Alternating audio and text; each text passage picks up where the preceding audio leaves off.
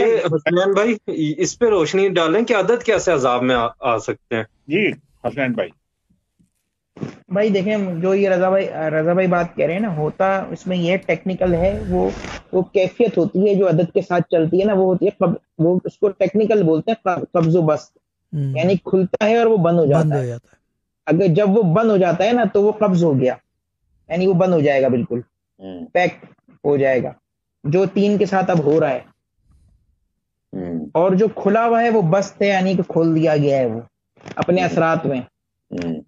तो वो उस चीज को देख लेते हैं, इसीलिए जो वज़ाइफ वाले लोग होते हैं उन पर भी ये कैफियत तारी हो जाती है कि भाई वो कब्ज़ो बस्त में चले गए। कि बाज़ औक़ात हर चीज ना समझे कि हर शटर पढ़ने वाले का बंद कर दिया जाता है, तो इंफॉर्मेशन आ नहीं रही होती, बहुत से लोग उसमें घबरा जाते हैं।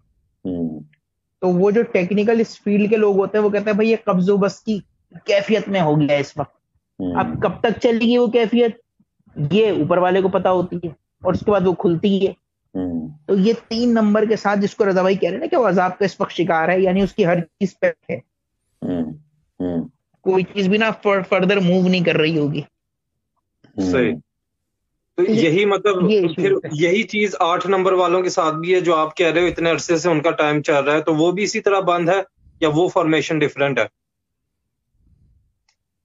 भाई 4 और 9 2 तो चल रहे हैं ना, ऊपर की तरफ जा रहे हैं, 3 बिल्कुल पैक पड़ा हुआ है।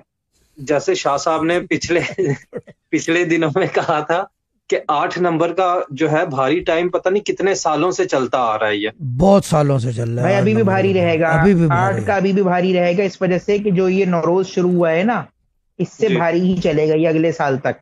उसके आगे फिर देखें क्या होता है। कोई अच्छी खबर सुना दे यार, खुदा को मारा। मेरे पास बहुत लोग हैं 8 नंबर वाले, लेकिन सही कह रहा है ये